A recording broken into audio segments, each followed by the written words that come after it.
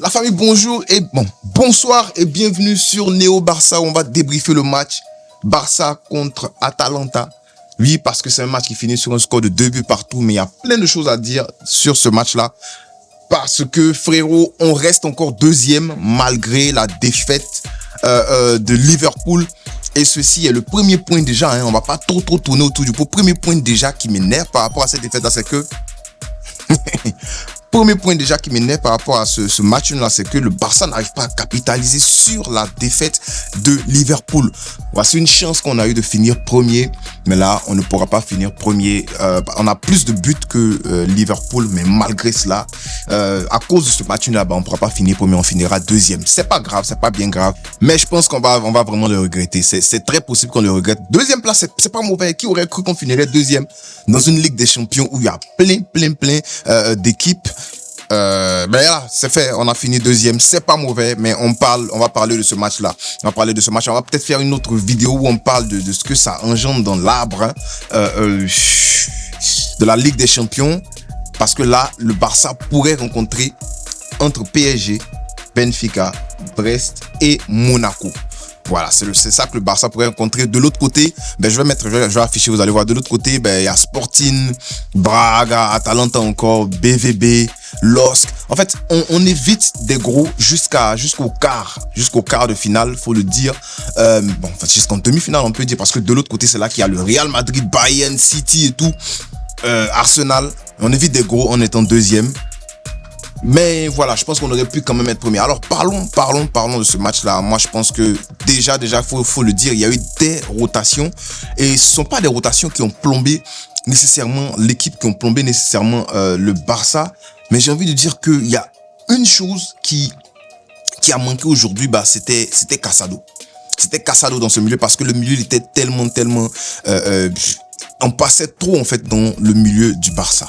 Faut le dire parce que quand tu as De Jong et Pedri dans un double pivot comme ça, c'est compliqué parce que Pedri, sortie de balle, tu connais. Frenkie de Jong, remontée de balle au pied, tu sais ce que tu gagnes quand même.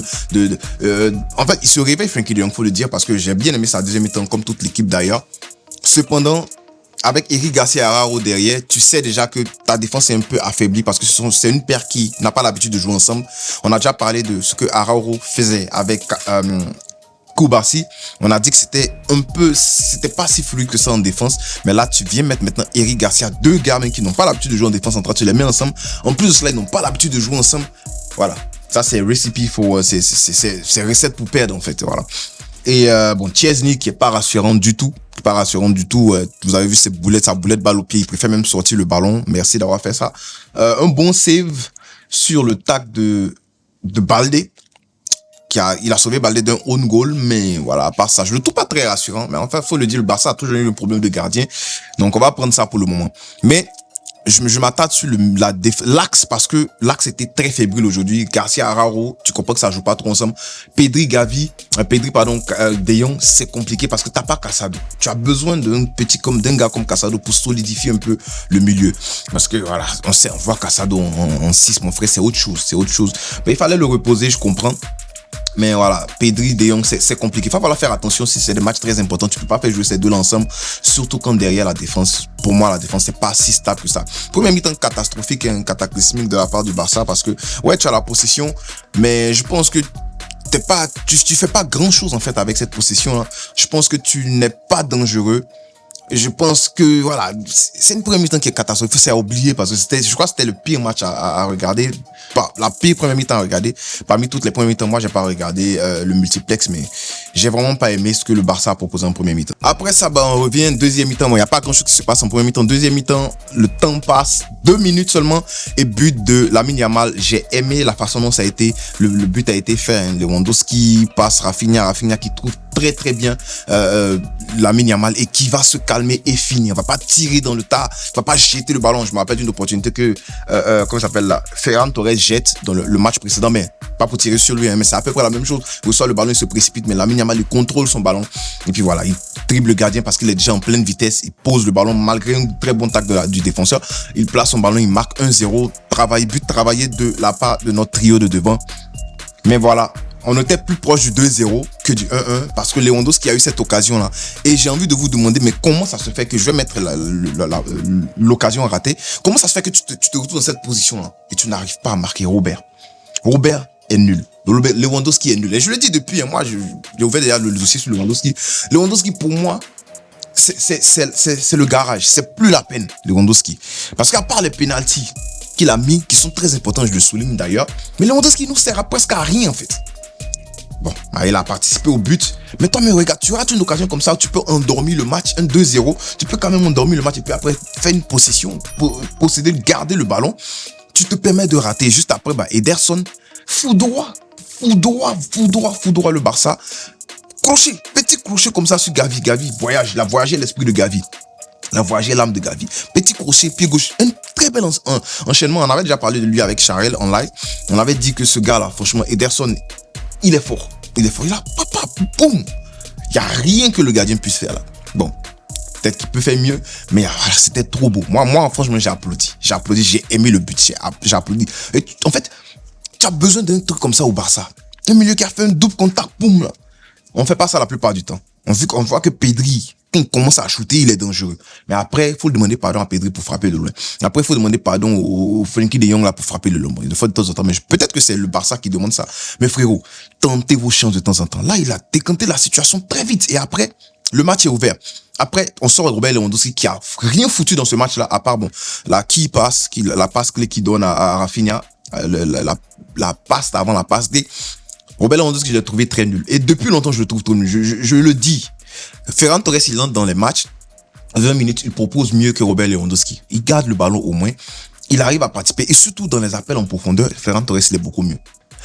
Ça, je pense que Flick est en train de réveiller Ferran Torres, il faut le dire. Mais voilà.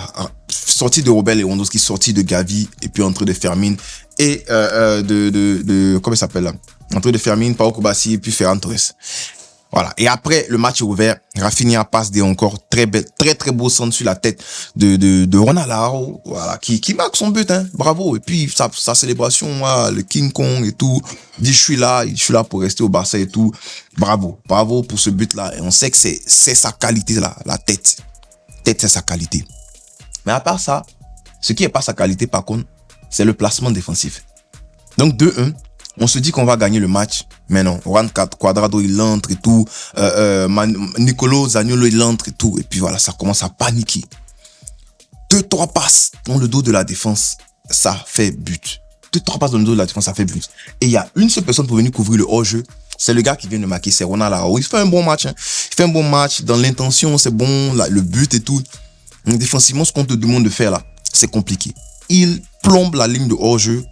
Je sais pas, il couvre, t'es déjà rapide, mais il couvre la ligne de hors-jeu. Mais en plus de couvrir la ligne de hors-jeu, c'est lui qui lève la main tout le temps quand il n'y a pas hors-jeu. Quand il n'y a pas hors-jeu, c'est lui qui lève la main tout le temps. Voilà. Et puis après, 2-2 derrière, c'est compliqué. Après l'entrée de Marc Casado pour Pedri, il y a un peu plus d'assises, il y a un peu plus défensivement, c'est beaucoup mieux.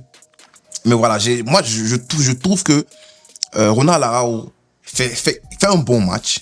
Mais ce que tu lui demandes de faire défensivement, là, il n'arrive pas à bien le faire. Il faut le dire. Il faut le dire, un très bon joueur. Mais quand même, défensivement, les gars, concentrez-vous. Parce que ça, c'est des trucs qu'on peut pas, c'est les buts qu'on peut pas prendre. À 2-1, on est premier. Puis on n'en parle plus. Mais voilà. Il a fallu que cela arrive. Mais bon, peut-être que c'est pour une bonne raison. Donc, pour moi, la rotation plombe un peu. Bon, pas une mauvaise rotation. Je le dis, je le répète. Mais le fait que t'es pas Casado, c'est compliqué. Mais en même temps, je comprends Flick parce que tu dois reposer ton Casado. Tu dois le reposer pour les matchs, surtout quand on est déjà qualifié. Tu dois le reposer pour les matchs importants. Et voilà.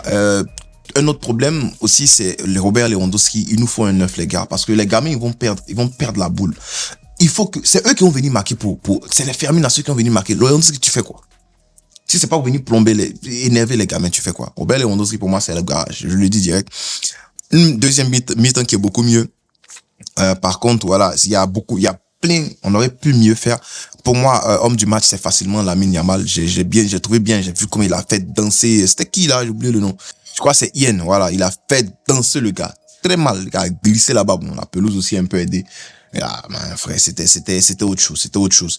À part ça, qu'est-ce qu'il faut dire? Moi, voilà, pour moi, mon homme du match, c'est Lamine Yamal. Dites-moi en commentaire, c'est qui votre homme du match? Puis je serai content, bien sûr, content de vous répondre. Et c'est qui la flop? Voilà. Je sais pas s'il faut que je dise qui est flop dans ce match-là. J'ai pas envie de parler de flop nécessairement. Mais en première mi-temps, on a tous flippé. Voilà, là, c'est clair. On n'a pas été à la hauteur. Deuxième mi-temps, par contre, elle est respectable. Donc, mettez en commentaire c'est qui votre top, c'est qui votre flop. N'oubliez pas de liker, partager et commenter. On ne cessera jamais de le dire. Visca, El Barça.